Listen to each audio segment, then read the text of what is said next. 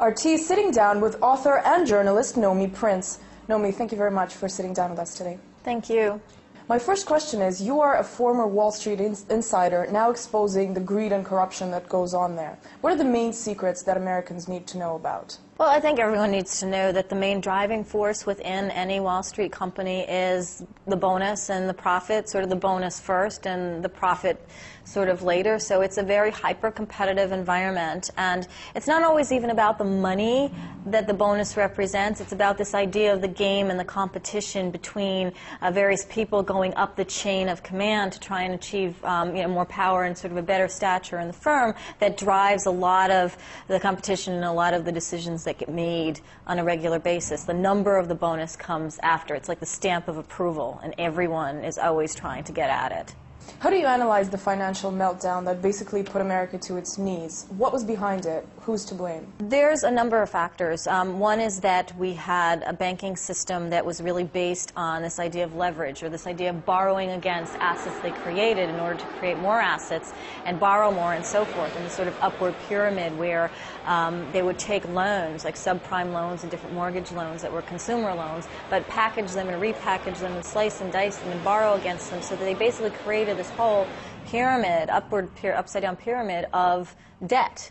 And they had to continue to push that debt throughout the world, selling it into small pension funds, small villages in Europe, just basically throughout the world in order to continue to keep that process going. So at the end, when there was any problem at the bottom of that pyramid with any of the subprime loans, which ultimately catalyzed the crisis, everything else collapsed, and that became a bigger crisis. There's been a lot of talk lately about the possibility of a second wave of the economic crisis that some are predicting would come in the next 6 to 12 months or so. What do you foresee? I don't know if it's exactly 6 to 12 months, but we're definitely not out of the woods, because what's happened as a result of the crisis, in particular the big banks that were at the center of the crisis in the United States, is that they've become bigger. As a result of decisions made in Washington and Wall Street last fall, we have a situation where Bank of America, which is now the largest bank in the United States, acquired an investment bank, Merrill Lynch, became bigger. Wells Fargo, which was a bank, acquired Wachovia, became bigger. JP Morgan became bigger. So now we have a situation where these bigger banks have more power and more influence, and they also have more government subsidy beneath them in order to do what they do. So we now have a second situation where we have bigger institutions with more risk and floated on government capital, and all of the bottom parts of the economy that catalyzed the crisis, loans going bad, defaults, consumers having problems, unemployment, all of that continues to brew at the bottom. Do you agree with the American government with the saying that the country is now in recovery?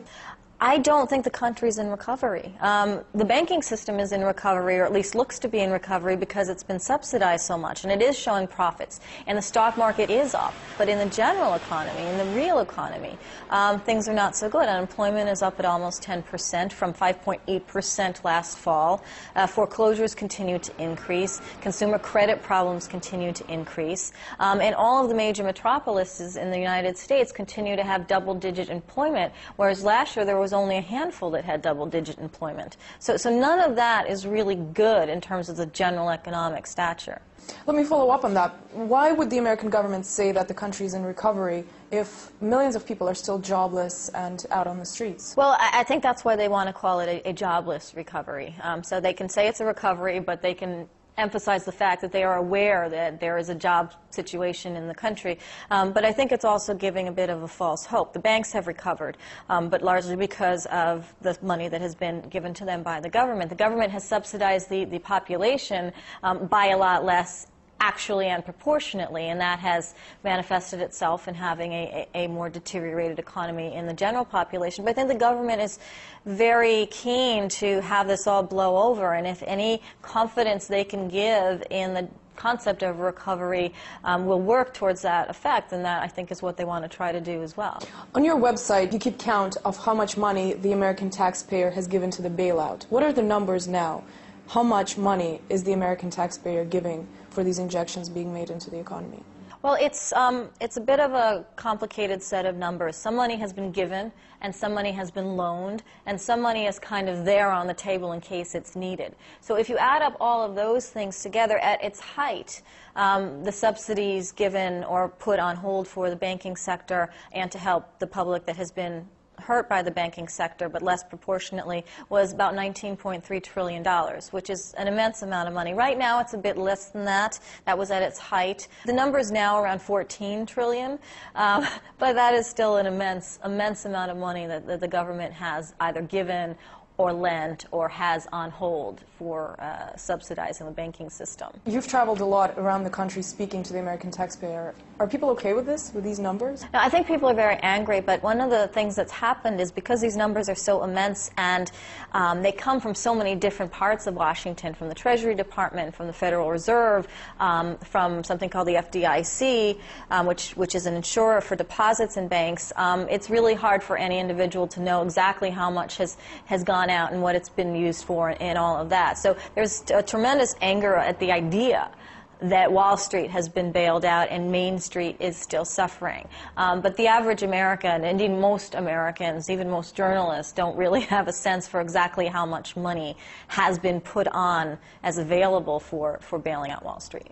In your work, you've been uncovering the money flows between Wall Street and Capitol Hill. Can you talk to us about what's been going on there? What kind of relationship do Wall Street and Capitol Hill have? There's a very tight relationship between Wall Street and Washington. First and foremost, Wall Street and the banking industry in general is the largest political donor to both parties in the United States. So if you look at all the other industries in the United States, the financial industry has basically paid for more elections and more campaigning than any other industry.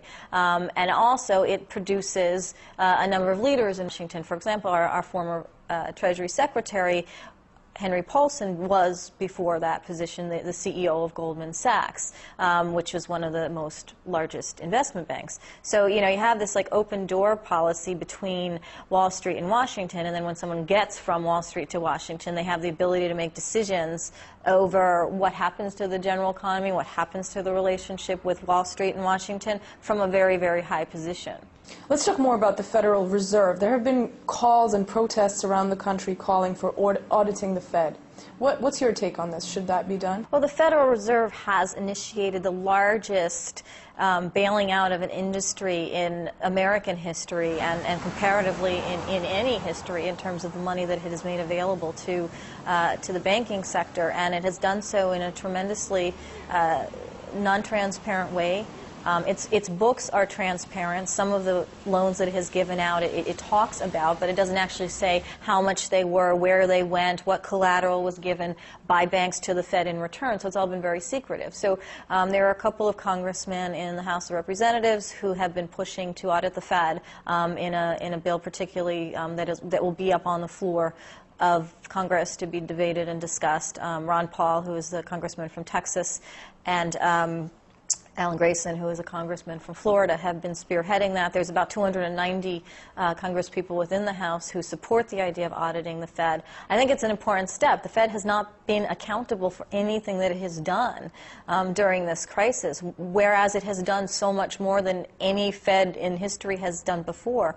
And it is important to audit and to have some accountability. The way the American government has responded to the economic crisis, what shouldn't have been done and what should be done next? What should have always been done is, rather than bailing out the banks or bailing out some and not others, which created sort of more of a crisis, is to actually have made those consumer loans and those mortgages whole at the individual level, because that would have actually stopped this massive pyramid from spiraling out of control and toppling over. It also would have helped people stay in their homes, and it would have helped the general economy from basically deteriorating further. So that should have been done with a lot of this money all along. Instead, what was done was money was made available to the top level of banks, which make them look better right now, but they look better on the back of public funding.